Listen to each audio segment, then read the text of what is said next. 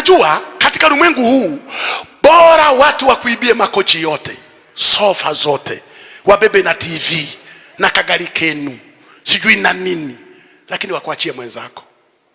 Inauma. Hakuna kitu ambacho siku hizi kimefanya watu wengi wana vidonda vya tumbo, watu wengi wana pressure, watu wengi hawana amani. Kama umegundua mwenzako sio mwaminifu, inauma.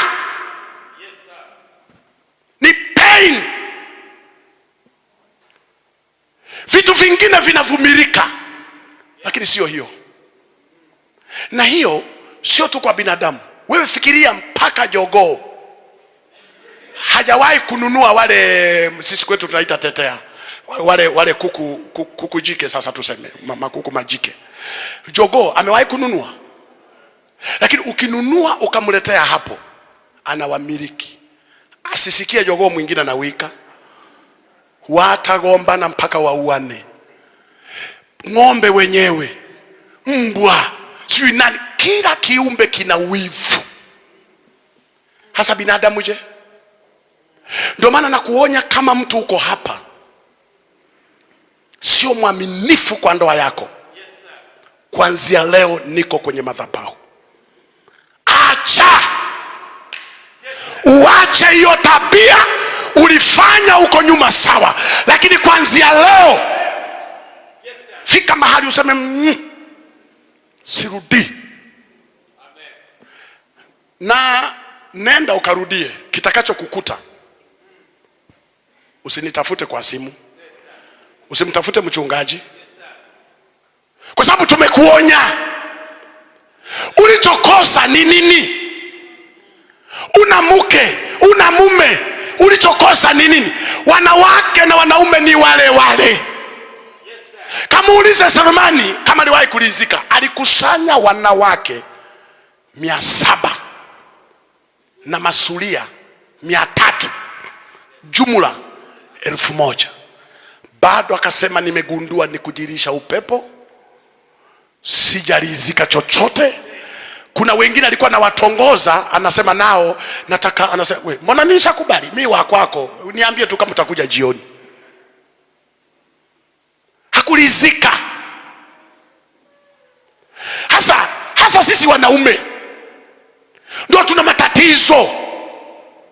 Wamama wenzetu, akishazaa mtoto wa kwanza wa pili ashakuwa scraper. Mnaielewa scraper? Yale magari yaliyo nimeyakuta hapo wameyakusanya yanakusubiri kusagwa vyuma, kweche. Akishazaa katoto ka kwanza ka pili, kakanyonya saa 6 zote zikaisha, yani akawa kama chapati, yani alikuwa na mwili umeshaisha, kakongoroka. Akienda kule kama narudi huku, soko limeshaisha, anatulia na mume wake, hana kwa kwenda. Lakini shida iko na wanaume. Wanaume wana roho ya kutokulizika. Ndio maana wengine anaanza kutokuwa mwaminifu siku ile ya ndoa. Wako mbele ya madhabahu, kamama kamejiremba, kametoka saruni, kako vizuri, jamaa limekula suti liko hapa, anapita binti mwingine, hey! Kijana anaanza kufananisha, nisingefanya haraka, huyu hapa. Yani hapo hajaishi naye, tayari anachepuka kimawazo, anaanza kudivert hapo. Wanaume mko hapa, mulio kwenye ndoa mko hapa, tulia na mkeo, tunze, mweke vizuri. Saa nyingine anaonekana kama kokoo kwa sababu hujamtunza sawa. Katunze kamuke kako hako kamama hako, kaweke sawa. Kwani hao unaotembea unaoangalia barabarani huko unasema hey, wameumbwa? Hawajaumbwa, wamegharamiwa. Sasa unashinda kuvalisha mke wako vizuri, anavaa zile nguo siku hizi tunaita juhudi kuinama, yani ile juhudi yako kuinama na kuchambua. Alafu nasema mke wangu hapendezi. Wanapendeza na juhudi kuinama. Unamletea mafuta ya kupaka, utafikiri mnyororo wa baisikeli anataka kurainisha, utafikiri ni vyuma vya injini. Yaani unamletea mifuta haieleweki. Alafu naishi Nairobi. Sasa ungekuwa Kilifi, ungekuwa kule kijijini kabisa kule, ingekuwaje? Tunza mkeo. Katika vitu ambavyo havina spare tairi ni ndoa. Ni huyo huyo. Akipata pancha unga, ujaza upepo, safari iendelee. Huwezi kubadilisha. Tunza ako kamama mpaka kaonekane kama kabunge kalikotoroka vikao. Yes! Piga pamba aonekane yuko smart. Mpe tu mafuta tuzuri na tu perfume. Akipita watu wanamuao bila kupenda. Oh dada, kumbe wanataka dada anaka perfume safi. Sasa kama usipotunza wa kwako, utatamani wa wenzako barabarani.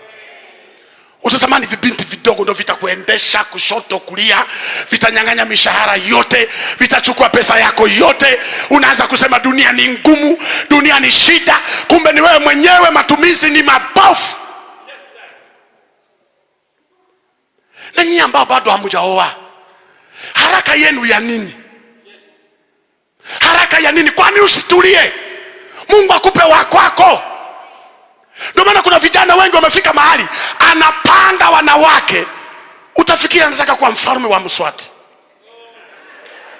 Kila kabinti anakaahidi nitakuoa, nitakuoa.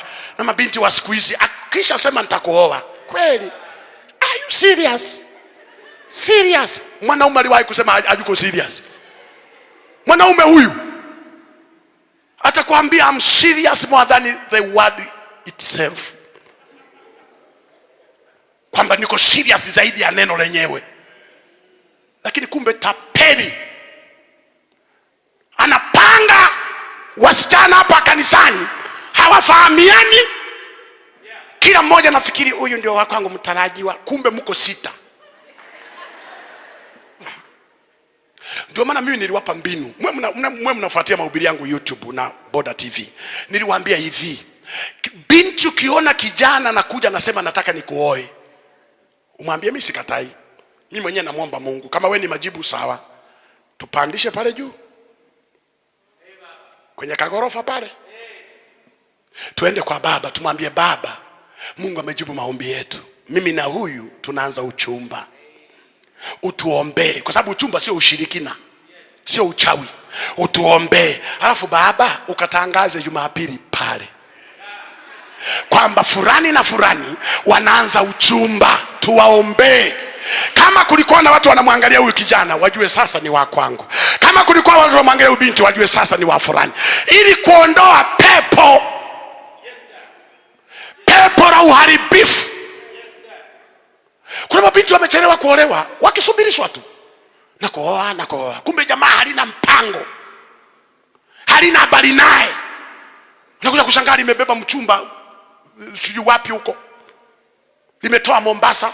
Unakuja hapa, mchungaji anawaambia tunafunga ndoa, shangilia. Mabinti wote wanasema lishindwe na lilegee. Tunashangiliaje wakati linitapeli, liliniahidi? Kumbe mwongo, alikuwa jambazi. Umechezea. Mwisho binti analia peke yake. Nini? Ameniharibia maisha. Amekuharibia kitu gani? Kwani alifanya nini? Angeniahidi tu. Nini? Tulienda mbali za hapo. Mlienda kuwapi? Presha zingine mnazitafuta mabinti. Uwe na msimamo. Binti wa Yesu ni yule aliye na msimamo, anayejitambua yeye ni nani, anayejua kuwakemea matapeli.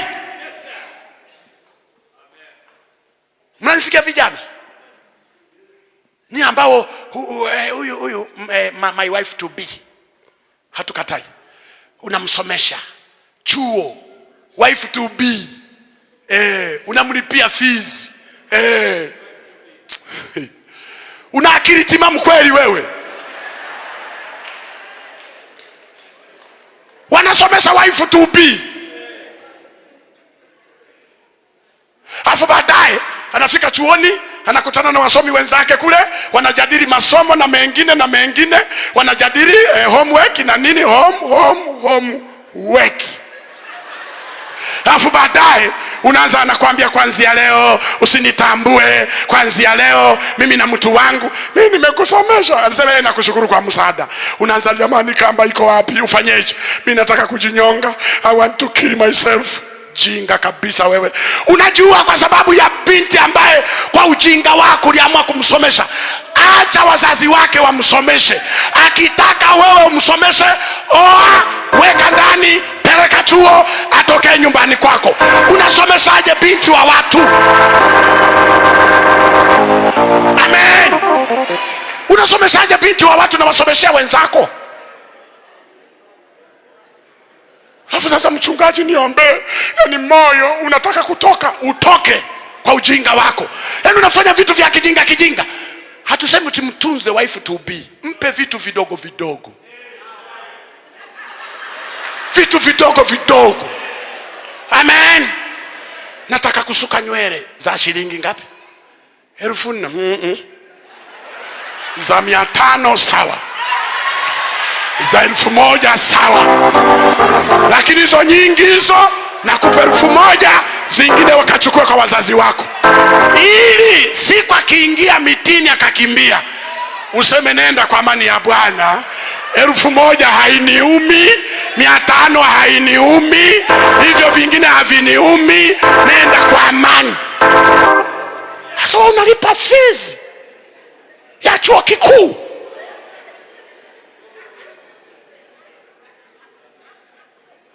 Mchungaji nilimwamini sana. Unamwamini mwanamke ambaye ana akili kama za bodaboda. Akikushusha wewe anapakia mwingine, anashusha huyo.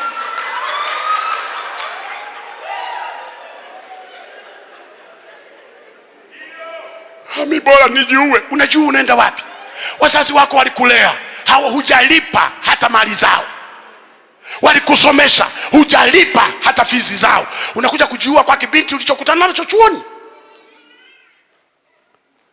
Binti unajiua eti kisa tu mwanaume ameniacha. Kwanza ule aliyekuacha amekusaidia, kwa sababu ameonyesha sio mwaminifu hata kabla mjaingia humo ndani. Mshukuru Mungu, toa na sadaka, sema Bwana umeniokoa na Boko Haramu huyu, umeniokoa na Al-Shababu huyu, umeniokoa na mkora chokora, angeharibu maisha yangu. Na shukuru limeondoka mapema kabla hatujapigwa pingu za kanisa. Baada kushukuru Mungu unataka kunywa dawa. Ni bora nife. Ufe kwa lijitu uliokutana nalo kwenye basi, ulikutana nalo kanisani, liko linaimba linalembwa macho, kumbe limamba taperi. Mungu wewe mwenyewe unaomba, Baba nipe yule ambaye ulipanga wewe. Mungu amekataa kwamba huyu sio. Ndio maana umelifumania, umeliona sio liaminifu, lina wanawake wengine. Halafu tena unalia, mimi bora nife. Ufe kwa sababu ya jambazi. Aliyekwambia wanaume wameisha nani? Uwe na akili. Mungu akasema nitateketeza kizazi chote hiki, lakini akagundua kuna Nuhu mtakatifu, akasema nitachonga safina.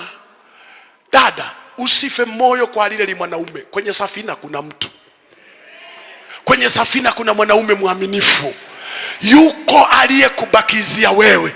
Usichukie tu kwa sababu kuna mwanaume mmoja alikutapeli, unaanza wanaume wote havyo. Wewe usituchanganye utuko ambao ni wanaume tuko sawa. Tuko wanaume tunaojitambua, sio wanaume wote mbwa kabisa. Wewe